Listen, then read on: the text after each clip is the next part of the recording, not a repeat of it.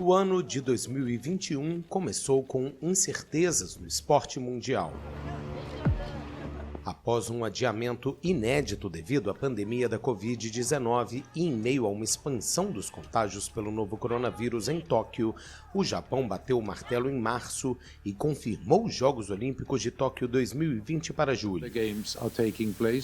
A crise sanitária também lotava os hospitais do Brasil, mas atletas de todo o mundo começaram a ser imunizados para o torneio. Mas antes da abertura dos Jogos no continente asiático, outras controvérsias se abateriam sobre o esporte ocidental.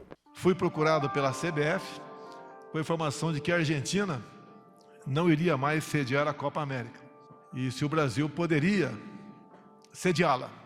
A primeira resposta foi, a princípio, sim. Para a tristeza dos argentinos e dos colombianos que protestavam contra as restrições sanitárias, a Copa América foi transferida para o Brasil. Apesar do primeiro sinal positivo do presidente Jair Bolsonaro, no Rio de Janeiro, o prefeito Eduardo Paes mantinha dúvidas sobre sediar o torneio continental. A Prefeitura do Rio não tem absolutamente nada a ver com a decisão de realizar a Copa América no Brasil. A Copa América acabou sendo mantida, mas uma semana antes do início do campeonato, um escândalo tomou os bastidores da Confederação Brasileira de Futebol. O Conselho de Ética da entidade afastou o presidente Rogério Caboclo depois que uma funcionária denunciou o dirigente por assédio moral e sexual. Caboclo foi suspenso da CBF e um clima de críticas pela realização da Copa América em um país atingido em cheio pela pandemia da Covid-19 começou a se desenhar. Vieram os rumores de que jogadores que atuam na Europa não disputariam o campeonato. Diante do alto número de mortes pela Covid no país, um manifesto divulgado pela seleção brasileira contra a organização da Copa América 2021 no Brasil abalava também a Conmebol. Entre especulações e garantias de que os jogadores seriam vacinados, a Confederação Sul-Americana de Futebol correu contra o tempo para levantar a logística do campeonato após um sinal verde do Supremo Tribunal Federal. Mesmo sendo o segundo país com maior número de mortes à época e de dezenas de casos de contaminação entre os atletas, a seleção canarinho entrou em campo, mas saiu derrotada pelos argentinos na partida que terminou em 1-0 no Maracanã.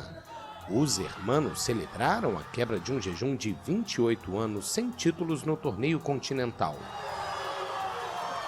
Messi conquistava a primeira competição junto com a seleção de seu país e foi eleito o melhor jogador do torneio. Ele ainda foi o artilheiro com 4 gols. Do outro lado do mundo, a festa nipônica driblaria uma pandemia que não dava trégua. Contra todas as adversidades, os Jogos Olímpicos de Tóquio 2020 foram fechados como um sinal de esperança.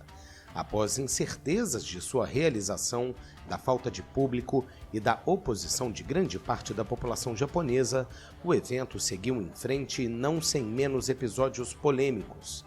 A superestrela americana Simone Biles surpreendeu o mundo ao desistir de 4 finais da ginástica feminina e fez da saúde mental um assunto que ainda deve despertar debates no meio esportivo. Tóquio também fez história ao fazer da canadense Rebecca Kim a primeira atleta declaradamente transgênero a conquistar um ouro olímpico. E os brasileiros tiveram uma grande participação. Se afirmaram como potência olímpica da América Latina ao encerrar os Jogos com o melhor desempenho na história do torneio. O Brasil ficou na 12ª posição no quadro de medalhas, uma colocação acima do resultado das Olimpíadas do Rio em 2016. O país fez história no skate com as pratas da fadinha Raíssa Leal e do catarinense Pedro Barros. Os brasileiros também conquistaram um título inédito no surf, uma categoria estreante nos Jogos com o ouro de Ítalo Ferreira. No boxe, Herbert Conceição nocauteou Alexander Kisniak para subir ao lugar mais alto do pódio. Outra que brilhou muito foi Rebeca Andrade na ginástica artística. A atleta do Flamengo foi ouro no salto sobre o cavalo e ainda levou a prata no individual geral. E não foi só em terras orientais que os brasileiros se destacariam. Apesar de a Inglaterra sair na frente na final da Eurocopa, foram os italianos que voltaram para casa do jeito que sonhavam, carregando o troféu do torneio. A Azzurra venceu o Campeonato Europeu de Seleções por 3-2 nos pênaltis e ficou com o título. Da parte dos brasileiros, Jorginho levou a melhor. O meia-campista ítalo-brasileiro do Chelsea, campeão da Liga dos Campeões e desta edição da Eurocopa, foi eleito o melhor jogador do ano pela UEFA. O prêmio foi anunciado em uma cerimônia realizada em Istambul, na Turquia, em agosto. Mas outro ídolo do futebol faria história no esporte em 2021, dessa vez com lágrimas. Lionel Messi chegou aos prantos para uma entrevista coletiva após anunciar sua despedida do Barcelona em agosto. A notícia caiu como uma bomba para o planeta futebol. Messi encerrou sua história no Barça, time pelo qual atuou desde quando ainda era um menino de 13 anos. Mas poucos dias depois, o astro argentino já era visto nos corredores do Paris Saint-Germain. O jogador foi ovacionado pelos franceses e a mudança de time foi vista como um terremoto que abalou o mercado financeiro futebolístico. Mas o mês de setembro reservaria mais polêmicas entre os brasileiros. A partida entre Brasil e Argentina, que estava sendo disputada em São Paulo em setembro, não terminou. O superclássico foi suspenso por decisão do árbitro venezuelano Jesus Valenzuela após a entrada de agentes da Anvisa em campo. A medida foi justificada pelos agentes de saúde depois que jogadores argentinos não teriam cumprido as regras sanitárias ao entrar no país. O jogo, que seria realizado na Arena Corinthians, ficou para 2022, o ano da Copa do Mundo no Catar. Por falar no Mundial de Clubes, a Copa do Mundo FIFA foi confirmada e vai ser realizada pela primeira vez no fim do ano devido ao calor no Oriente Médio. A contagem regressiva já começou no Catar, marcando um ano para o início do torneio em novembro.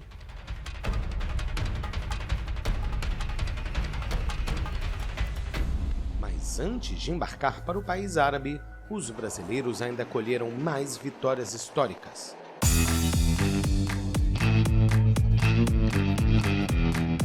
O Atlético Mineiro sagrou-se campeão do Brasileirão 50 anos depois do último título conquistado. Já os brasileiros Flamengo e Palmeiras chegaram à final da Libertadores, mas foi o Verdão quem saiu vitorioso do Estádio Centenário em Montevidéu, a capital do Uruguai. Garantiu o 2-1 sobre o time rubro-negro e o terceiro título palmeirense no torneio continental após as conquistas de 99 e 2020. Com a vitória, o Palmeiras se iguala a São Paulo, Grêmio e Santos como os times brasileiros com mais troféus na Copa Libertadores, todos com 3.